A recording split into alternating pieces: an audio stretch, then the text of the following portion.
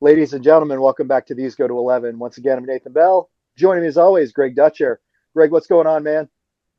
Uh, Dude, I just feel weird looking at you because you look happy. You've got all the space in the world. You don't have a slightly larger man than you crowding your space. That the happiness is a facade because I thought I started recording this podcast and Yes. realized that I didn't. So this is all for the camera, baby. I, you look good under that sign, my friend. You look sharp. Love You this look like sign, right? the poster boy for Spinal Tap. I mean, the These Go to 11 podcast. But I would simply say, Nathan, that I want to give you the same advice that Christopher Walken gave Will Ferrell and the Blue Oyster Cult band: explore the space. Explore the You've got space. That's right. plenty of space in that studio. I want the cowbell going.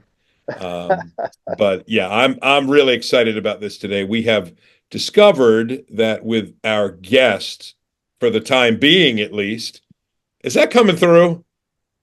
I'm getting a Yeah. call, but I just No, cut it no, you're down. fine. No, you're fine. Good. I couldn't hear it. I just want to tell our listeners and our viewers that's my son calling from Ireland, and I'm rejecting him. How about that? We appreciate we appreciate that rejection, Greg. Yes, yes, because Uh, we have a guest on today that I know we're going to get to, and I'm very excited about as part of our series. And I can always yes. call Ben back a little bit later. Yeah, we Um, are. We've been teasing this all of really November and yeah, December. This is we are doing Mental Awareness Month, Mental Health Month here at These Go to 11 in January. So we are very pleased. Our first guest joining us today, Dr. Svensson. So happy, Greg. I'm going to let you go ahead and take over the introduction. And then we'll yes. turn it over to Dr. Svensson to let us know anything about himself that he wants us to know. So, Wonderful. Dr. Svensson, thank you for being on. Normally, I can incorporate a short bio into my brain long enough. Yours just was a little too good. So I'm going to be very careful and read it. My bio would be like Greg's a guy who watches a lot of TV and eats pizza, and that would suffice. Yours is a little more robust. So I'm going to say Dr. Craig Svensson is the Dean Emeritus and Professor of Medicinal Chemistry and Molecular Pharmacology. Say that, Nathan, three times backwards. In the Purdue University College of Pharmacy. He's also an adjunct prof of pharmacology and toxicology in the Indiana University School of Medicine. He is an elected fellow of the American Association for the Advancement of Science um, and the American Association of Pharmaceutical Scientists. His research has been supported by the National Institutes of Health, American Heart Association, American Cancer Society, an award-winning teacher. He's also served as the consultant to the National Institutes of Health and the National Science Foundation. Dr. Svensson received his Doctor of Pharmacy from the University of Maryland, so we got the local connection, and his Doctor of Philosophy from the University at Buffalo. He was chosen as the 175th anniversary Distinguished Alumnus of the University of Maryland School of Pharmacy. Has written on the subject of chronic suffering, as we're going to talk about today. So basically, Nathan, how dumb do you feel after I've read that bio? I'm just going to turn it over to Dr. Svensson and let him talk for the rest of the time because I could not offer anything in this conversation that would be remotely helpful. Yes. So we turn it over to you. Can you personalize it a little more, Doctor, in terms of family, friends, life, church, anything you want to tell us, the fun stuff? Well, first of all, thanks for having me. Secondly, all you read in my bio plus 2 bits will get you a cup of coffee and not much more. Yeah. I So love the it. most important thing that you didn't say is I'm a follower of Jesus. And that's Yes. the centrality of my life. Everything else is just tinsel that glitters on the Yes. side, everything else. So as you indicated, I'm a pharmacist scientist by training. I spent my career as a biomedical researcher, also preparing the next generation of pharmacists, physicians, nurses, physician assistants. But I'm also an individual who lives with multiple chronic illnesses. Very early in Yes. our marriage, I was diagnosed in my mid-20s with a rare form of colitis that really upended our lives for about 15 years. Wow. And had a big impact on what we could do, what we couldn't do. My wife working with trying to do all diet things and everything that wouldn't upset my gut. And then about 15 years into that, found some medication that brought that under some reasonable control. But at that same time, I injured my back. And probably for the first 10 years, the only time I sat was to get in a car or plane. It was just too painful to sit anymore. And I've lived with chronic pain since 1998. Wow. And then as things started getting a little bit better in 2007, the Lord decided I just needed something more to give me a challenge in my life. And I was diagnosed with multiple sclerosis. And that has left me through periods of relapses with areas of my body that persistently burn or tingle or are numb. So I guess all of that to say that I'm not only a health professional, biomedical scientist, but I'm also a person who has lived with chronic illness. And collectively, all of that has helped me understand particularly the spiritual challenges that people face when they're living with chronic illness. Not all the practical stuff. And frankly, a lot of that comes from my professional training. But walking that road myself has helped me realize that you can flourish in this life, even when living with chronic suffering, whatever that source might be. I've had the privilege of being able to train biblical counselors on how to help people that are living with different types of chronic suffering.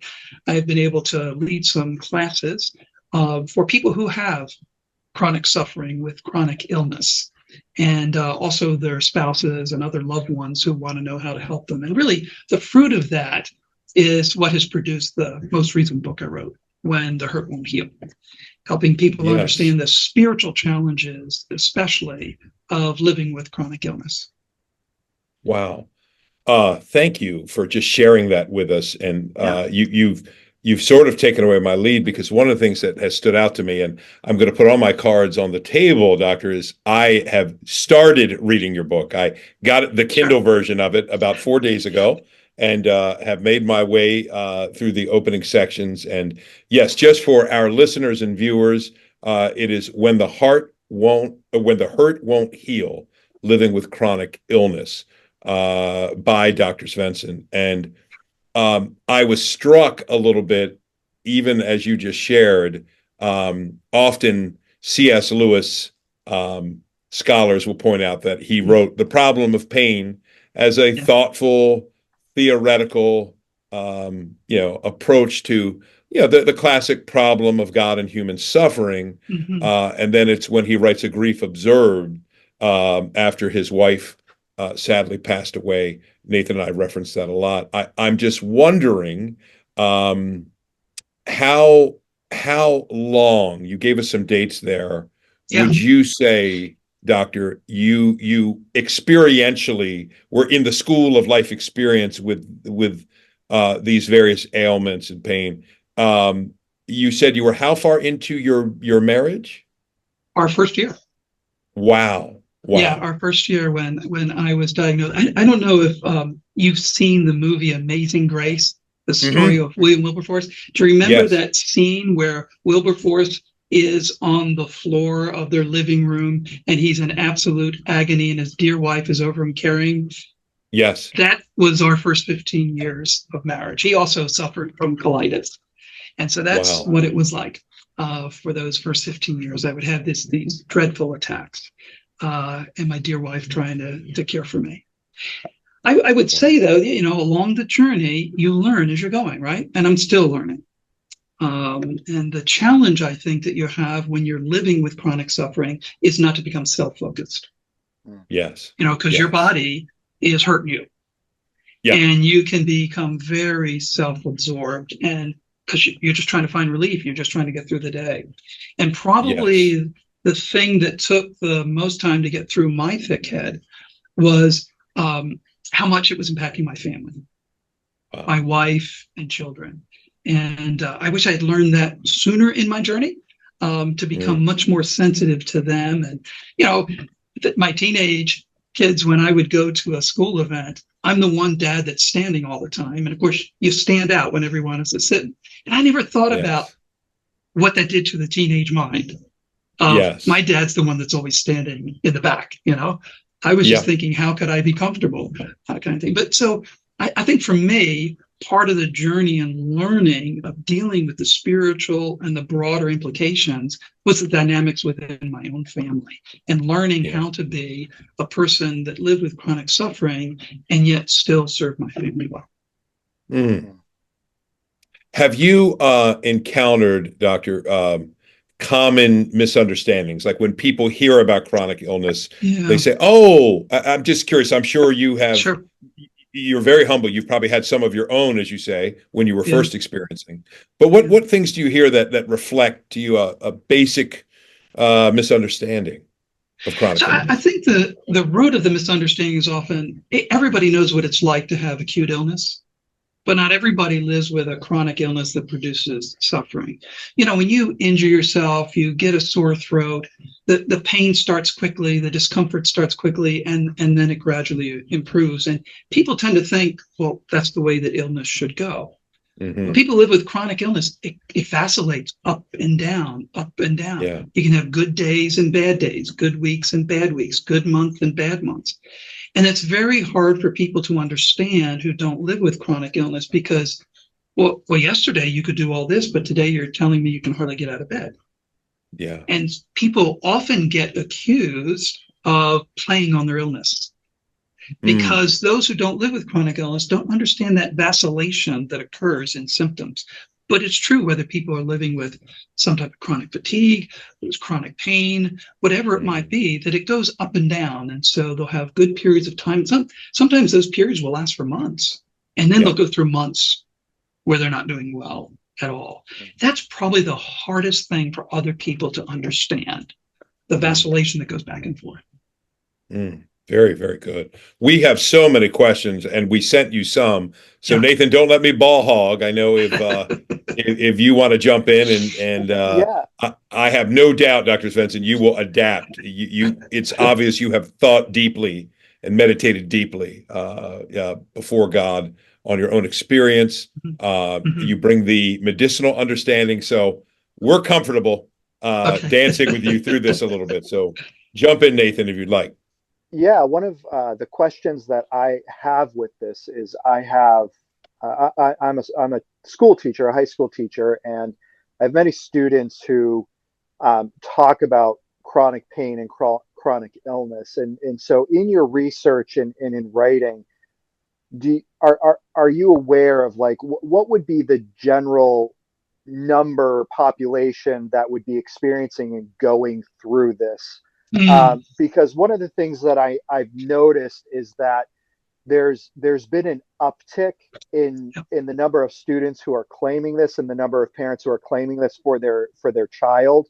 And so I'm curious, is it that this was never talked about and discussed before, and so Mm, now we're seeing more people, or is it because this is just I hate to say it, but a way for someone to get attention, sure. even if it's not great attention? Could you maybe address that a little bit? Yeah, I think that I would try to separate mental affliction from physical affliction. Mm, And I think the physical affliction, the estimates are that about 10% of the population lives with what's called an invisible disease. mm, mhm. They have chronic pain or fatigue or dizziness or whatever that might be that's just not visible to people who just look at them. So if they don't report that, if they don't tell you, you have no idea that they're living with it. Um, Sometimes obviously people's ailments are to the degree that they can't walk, they can't ambulate well, or like me, they can't sit, and so it becomes obvious to other people quickly, and they can see that. It's estimated that in our lifetime, anywhere between a third to half of people will live with a chronic illness for some period of time. And maybe I ought to define what we mean by chronic illness. The Centers for Disease Control defines it as somebody who lives, for example, we say chronic pain. Let's focus on that for a moment. Mhm. That yeah. they have pain most days of the week for 3 months or more in a row. Mm. So some people may experience an injury or maybe have surgery, and they're left with pain that lasts for, let's say, a year or two. And that year of suffering will be very real for them, but then it will go away. Other people have ailments that will never go away. And in fact, they will only get worse. So, for example, a child who has juvenile rheumatoid arthritis, they're not going to get better. They will only, in fact, get worse as life goes on. We might be able to control it. They might have periods that they're better controlled, but those children are going to live with suffering for the rest of their lives. Other children may have had an injury, and for reasons we don't know, the bone is healed, the skin is healed. We don't know why they still have pain, but they do, and that may last for months. It may last for years, and then it may go away. I think it's true that people are more inclined to speak about it today. So part of what you're probably seeing is a willingness to acknowledge. I think mental affliction is a whole nother issue.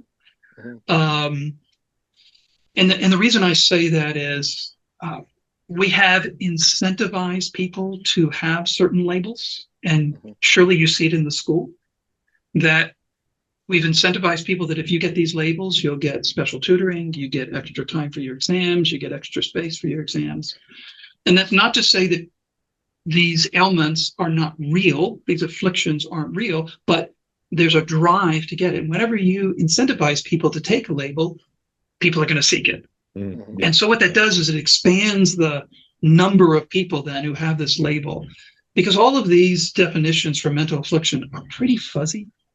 You know, I mean, the three of us, if we went through what's called the Diagnostic Statistical Manual of Mental Disorders, we'd probably find something we fit, right? Sure. To some degree, right? Yeah. I mean, because the spectrum is so broad. And so whether you put a label on somebody or not, at the lower end particularly, is a little iffy, a little fuzzy. And you can imagine if there's pressure to get that label, because if my son or my daughter has that label, they're going to get special benefits. You can imagine the pressure a clinician feels then to, okay, we'll call it that. Maybe, you know, but we'll call it that, right? So I think when you talk about mental afflictions, there is an expansion that has happened partly because we've incentivized school age. And I would say the same thing in college. I mean, I see it too.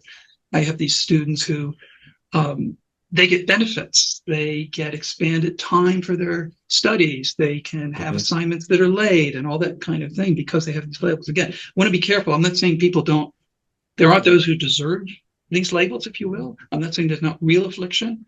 And even in those who have the label that we might question whether it belongs, I'm not saying that they're not suffering to some degree, but there's a big move to get these labels because they get a benefit from it. And that just expanded the population. Excellent. A quick thing I can add. You described me. I was the kid in every high school or college health class when they start giving the symptoms of a particular ailment. I have that. My vision is blurry. My ears sometimes feel clogged. My mother and my wife would confirm my lifelong hypochondria. So I'm probably the worst example. But it's interesting.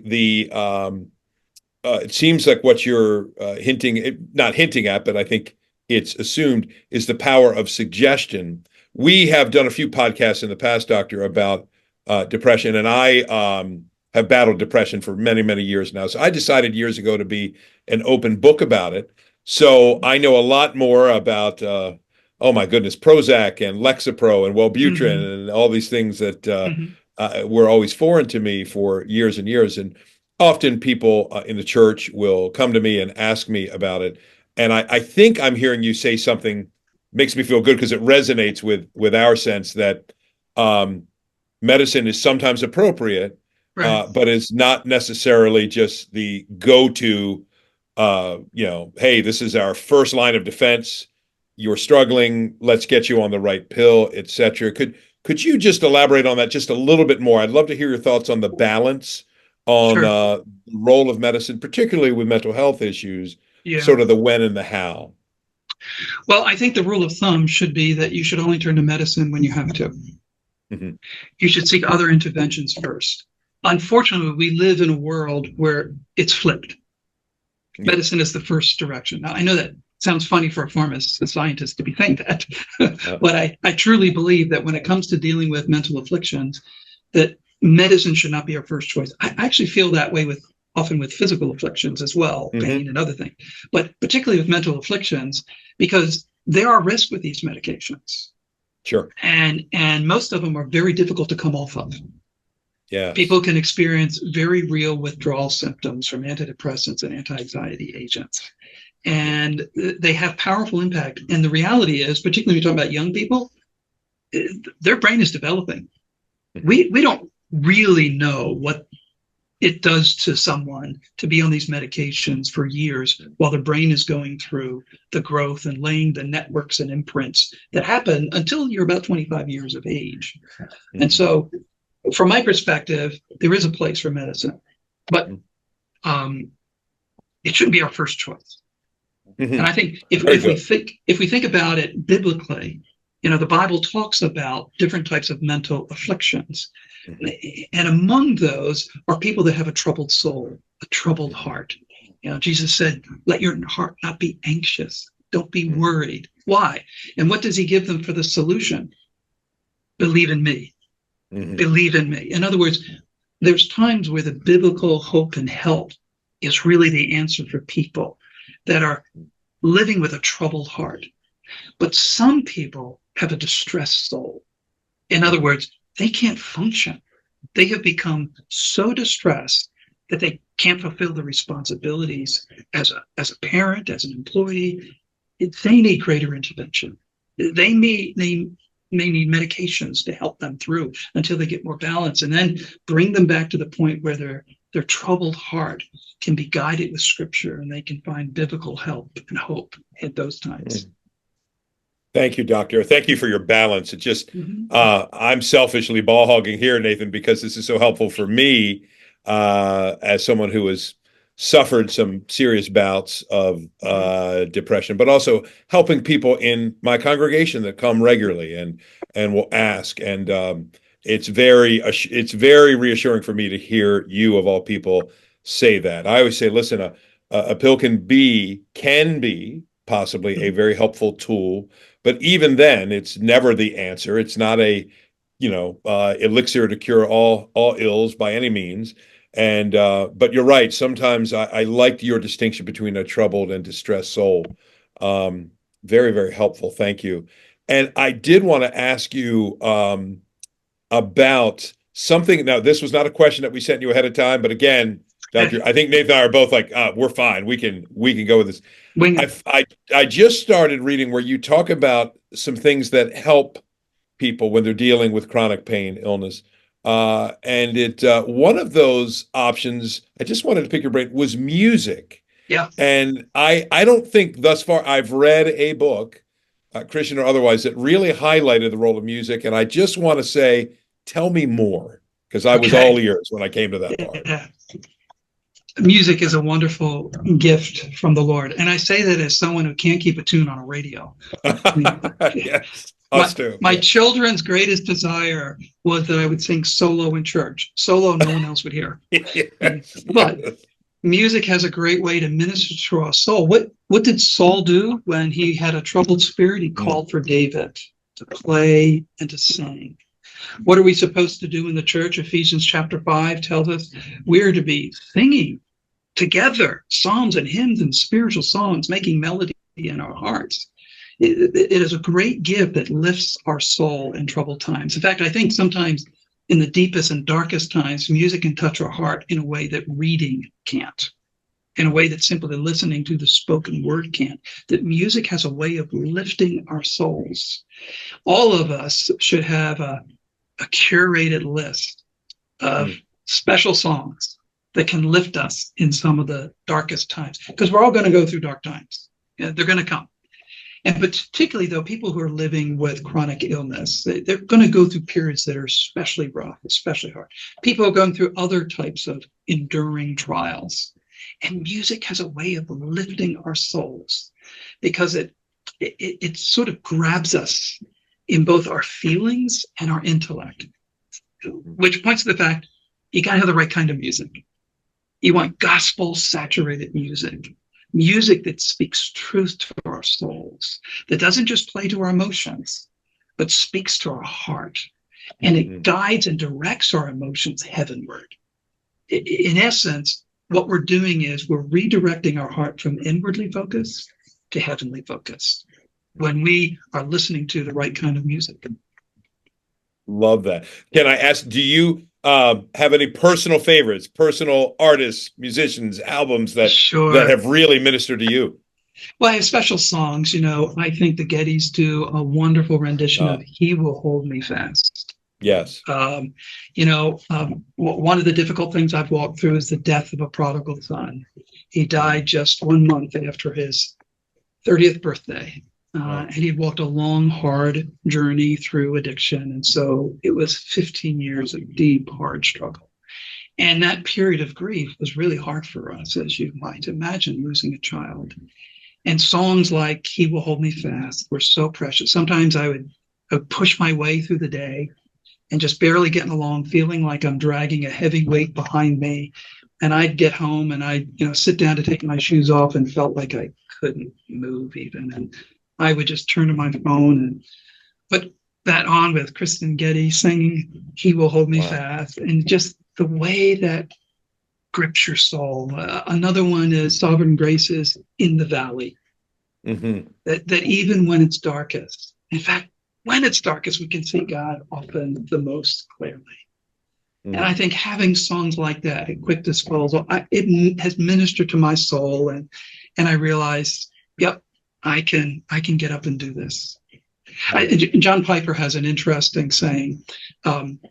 He said, grieve your losses, weep over them, then wash your face and get on with life. Mm-hmm. I'm not quoting him directly, but it's basically, and there's times you have to do that. You do. You weep, you lament, but then you tie your shoestring tight and you go. And music, I find, helps, if you will, that push that you need to go. Yeah. Yep. Absolutely. Absolutely. Obviously, goes without saying, just our deepest sympathies and condolences to you and your family, Doctor. That is a very, very special kind of pain. And thank you for being so open with that. May I ask this, and then I'm going to let Nathan ask a few, because I'm being very selfish, Nathan. Thank you for letting me. Why me? I can't imagine, since you are a human being, even though, yes, you're a follower of Jesus, you're obviously love his word, immersed in scripture, all of your training where you can understand the pathology and the sort of nuts and bolts of the mechanical processes or biological processes involved in illness and chronic pain. Still, why me? I guess it's a two-part question. One, to the degree you're comfortable, Doctor, sharing your own experience with that question, and how you might move to help others that are naturally asking, why me? Yeah. There was a moment when I had gone through a lot of diagnostic effort to try to understand what was wrong with my back. And I went to a spinal specialist who was the spinal specialist for the Detroit Lions and the Detroit Red Wings. We were living in Metro Detroit at the time. Wow. And gone through all these tests. And I mean, I'll have to say, I was just in agony all the time. I could barely move without being in great pain. And I remember meeting with him, and he looked at me and said, "There's just nothing we can do for you. There's nothing we can fix. There's just nothing we can do." And it was heartbreaking. And I left and got in my car to go back, and I just wept. I just felt into, like I was falling into this deep, dark chasm. And then scripture came to my mind. I can do all things through Christ who strengthens me. I can do all things through Christ who strengthens me. And I just said it over and over and over. And the darkness lifted. I couldn't answer the why. I couldn't even answer the how I was going to go ahead, but I knew that in Christ's strength, I could do it. And I think my wife would confirm that I have never despaired. Thank you again for listening to These Go to 11, an unchurched conversation about everyday faith. I know that once again, please make sure you like, subscribe, and review on your favorite podcast platform. And if you ever find yourself in the Forest Hill, Maryland area, please feel free to stop by at 135 Industry Lane, and you can get all of our service times and information at christfc.org. And when our first parents made that fateful decision, These Go to 11, to disobey God and brought sin into the world, it changed everything. It changed everything. Not just spiritually, but the Bible tells us physically. The world simply does not operate the way that God originally designed because of the entrance of sin. But the good news is the death, burial, and resurrection of Jesus Christ changes everything. It changes everything. And the suffering doesn't disappear, but how I live through that suffering now changes dramatically. And in that strength, I don't have to know the why. I find myself often, when people ask me that question, going back to Job. Job never knew the why behind his suffering. He never knew.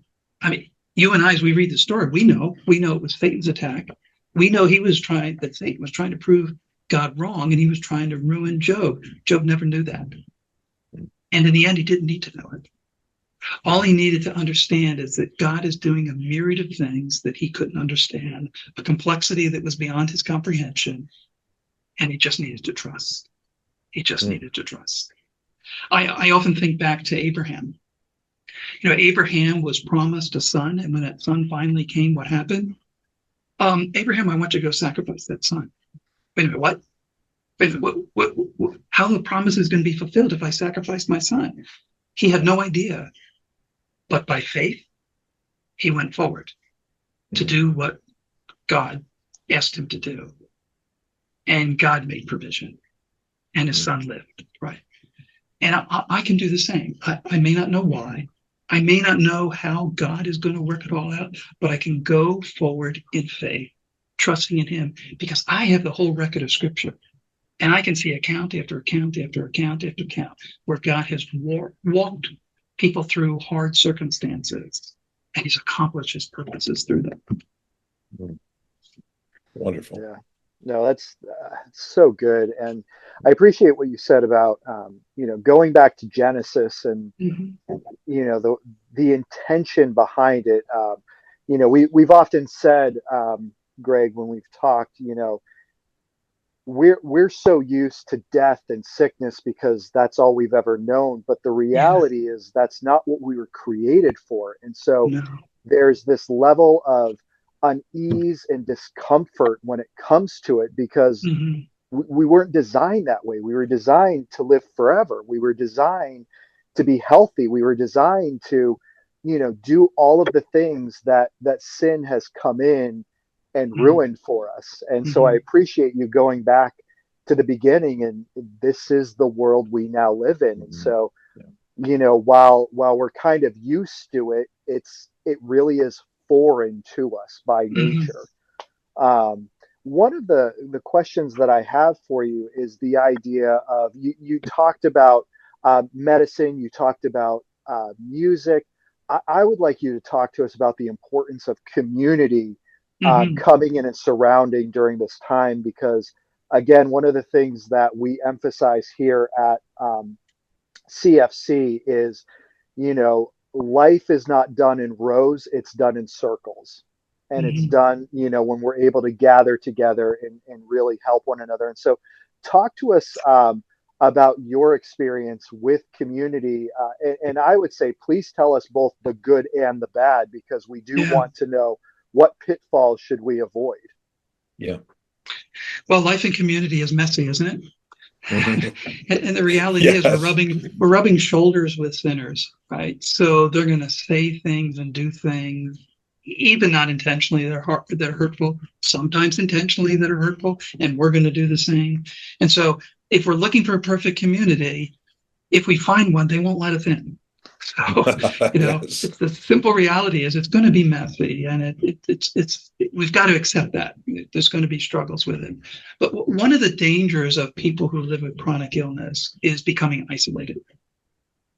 And sometimes they can become isolated because of physical inabilities that develop as, if they have a degenerative disease, they become less mobile, they can't get out, and they can become isolated. Sometimes become isolated because spiritually they're drained and they just don't feel like they can make their way to gathering in the congregation. They don't feel like going to church. They don't feel like worshiping. They don't feel like singing. And brothers and sisters in Christ can help us and encourage us. Presumably, I trust in your church, as we do in ours, we have small groups. And these small groups, one of the things we do is we look out for one another. And if you're not there on Sunday, we're going to reach out to you. and let you know, you doing okay? And particularly if we know somebody's going through a trial. I mean, I've watched it, people who, not only with illness, but because of our experience, the Lord's brought people who have prodigal children into our lives. And I can tell when things are going difficult for them because they don't show up to small group. They don't show up for worship service. They tend to withdraw. Wounded animals withdraw, and so do people. And one of the most important things about community is not letting somebody withdraw, reaching out and drawing them in, not letting them become isolated. Because when we become isolated, we ruminate and we make things bigger than they are, and we always look at the dark. But I certainly know that there's times that I've gone to worship that I didn't feel like it, particularly in the days of grief after the death of our son. But as I was in the congregation and my brothers and sisters lifted their voices in prayer and praise, they dragged me to the throne of heaven alongside with them. And I could say, I am so glad that I came, even though I had to push myself hard to go. I didn't feel like it, but I knew I needed to be there. My wife and I could encourage one another to go. So I think community is so essential for somebody living with chronic illness. They need to know also that other people care. And frankly, there's also times that there's practical help, that people can just provide you with practical help, that you're a part of the community. I can't imagine going through what we've experienced in life, and the two of you, I'm sure, the same, and your listeners, without being in a community of believers. Because the help that we have received, I mean, it's just mind-boggling to think over the years, the way that fellow believers that we've lived with and community with have helped us, encouraged us, and when necessary, rebuked us. I wouldn't be who I am today without the community of believers to stimulate me, spur me on to love and good works, to encourage me in this difficult time. So I think community is so essential. I think one of the things the churches need to do, I'm sorry, talk to No, please. Yeah, I think one of the things churches need to do, though, is they need to be careful to be organized about identifying people who are in a state of chronic illness so that their mobility is going down. And what are we doing to bring community to them? We have several people in our sphere who they can't get out anymore. Sometimes they're in a skilled nursing or assisted living or something like that, and they can become completely isolated. So what are we doing to make sure we bring community to them when they can't come and join us in the community? And the only way a church can do that effectively is if you literally have a list and you have people responsible for making sure that we don't forget these folks. What's the schedule for calling them? What's the schedule for visiting them? Who's going to be doing that? And if you don't do it in an organized fashion, people will fall through the cracks. And as our population ages, we're going to see that more often, right? We're going to have more and more portions of our population that are aged and unable to get out for whatever reasons they might be. I think another thing that a community can do is be willing to adapt.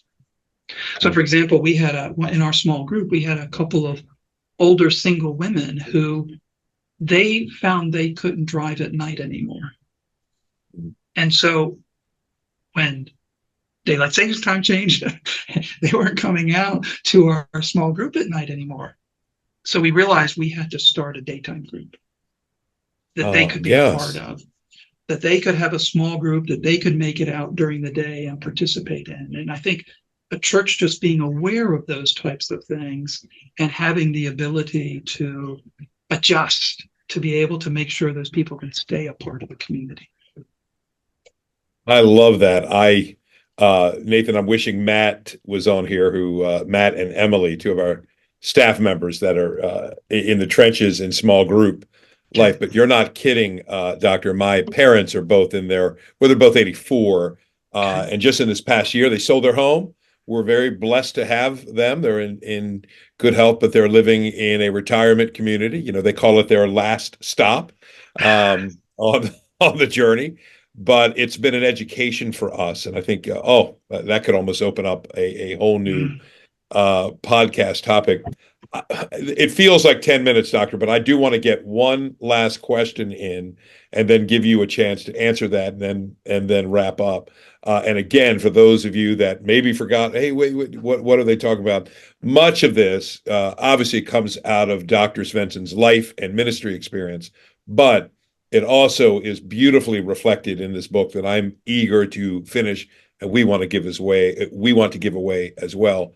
Nathan, you can comment on that a little bit at the very end. When the hurt won't heal, living with chronic illness, and I think it'll be a great resource for people. What would you say to somebody, doctor, that says, Dr. Svensson, I hear you, I like everything you said, but I know God loves us.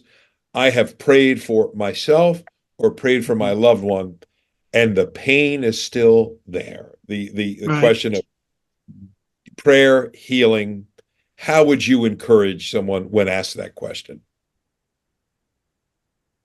Can I give a twofold answer? Please, please. You can give First, as many folds as you want. Yeah, you can give a five-fold answer. We'll take it all. First, you need to know how to pray prayers of lament. Mm. And lament is a biblical pattern that is weaved through the Psalms. We also find it in the book of Lamentations. We find it in Habakkuk. We find it elsewhere too. We find it even in Jesus. But you need to know how to give biblical voice to your pain and your sorrow and your anguish and your feeling like God has abandoned you. And lament has two very simple steps that anyone can learn and follow. Number one, talk to God about your feelings. Mm-hmm. Number two, talk to your feelings about God. Mm. Express your pain, express your anguish. Let God know what you're feeling, but then don't stop there. Mm-hmm. Then preach to yourself. Yeah. Speak biblical truth to your heart. And if I may, can I open up Psalm 13 is just a wonderful, simple example of this. It's only a short 6 verses. This is a Psalm of David. He says, "How long, O Lord, will you forget me forever? How long will you hide your face from me? How long must I take counsel in my soul and have sorrow in my heart all the day? How long shall my enemy be exalted over me? Consider and answer me, O Lord my God. Light up my eyes, lest I sleep the sleep of death. Lest my enemies say, I have prevailed over him. Lest my foes rejoice because I am shaken." You can hear the pathos in David right there. David is in agony, and he doesn't understand why God is not answering his prayers. And we often find ourselves. But David doesn't stop there.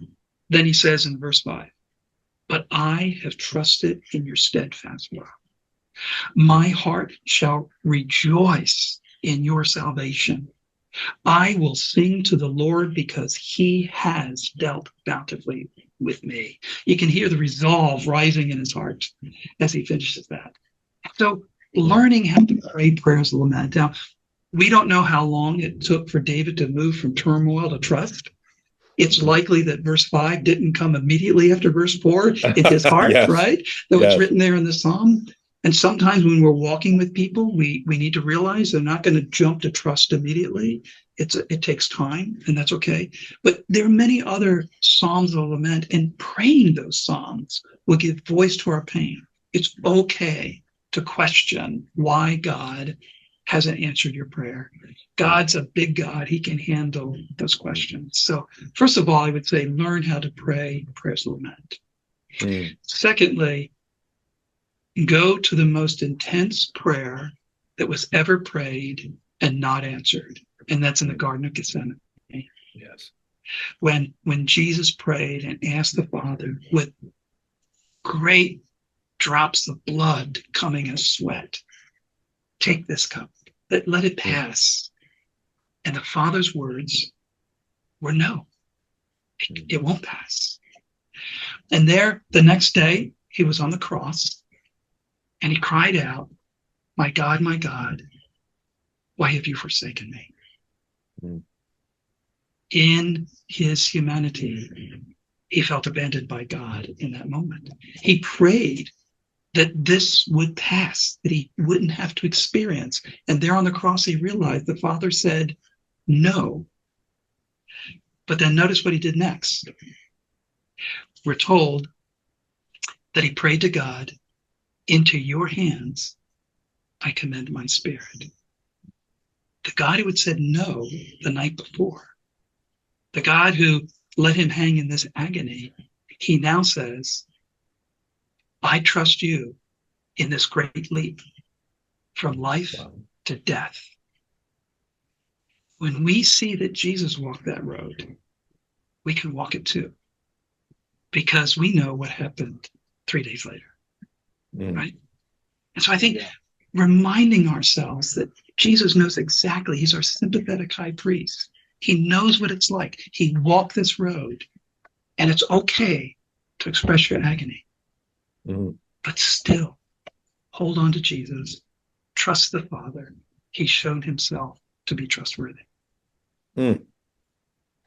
Thank you, Dr. Svensson. Wow, I am soaking this in. I trust our listeners and viewers are as well. And this really was a scratching of the surface introduction to these themes. And again, Doctor, you've been a great servant to us. You've been a great servant to our viewers and listeners, because we chose January to release these. Okay. Just because this is often a time, as I'm sure you are well aware, where people feel the low. We're coming out of the holidays and all the festivities, and heading into, for many of us, a cold, sort of bleaker season. So just some real gold here. Thank you so much for your time. My privilege. Yeah. And, this kicking us off, Dr. Svensson, you've now just set the bar so high. I know. For all of our other guests. And so, you know what? Cancel the other guests, Nathan. We're just going to bring back Dr. Svensson for 3 more installments. I'll come. Yeah, we would. But we do want to make sure that we get your book, When the Hurt Won't Heal, into our listeners' hands. And so, for our listeners out there who are hearing this, please make sure that you comment either on our YouTube channel or on our Podbean. You can send me an email talking about how impactful this was for you to hear. You can also send us a review. Any way that you communicate with us, that you listen to Dr. Svensson and the comfort and help that it brought you. Please do that, and we will put you into the drawing to receive the book, When the Hurt Won't Heal. So again, Dr. Svensson, thank you so much for joining us. We definitely are going to hold on to your information and have you back on again. This has been wonderful. We would love that if you are willing, Doctor. I am. I've enjoyed it. Thanks so much for your time. Thank you. Well, until the next time, gentlemen, we just rocked the Casbah.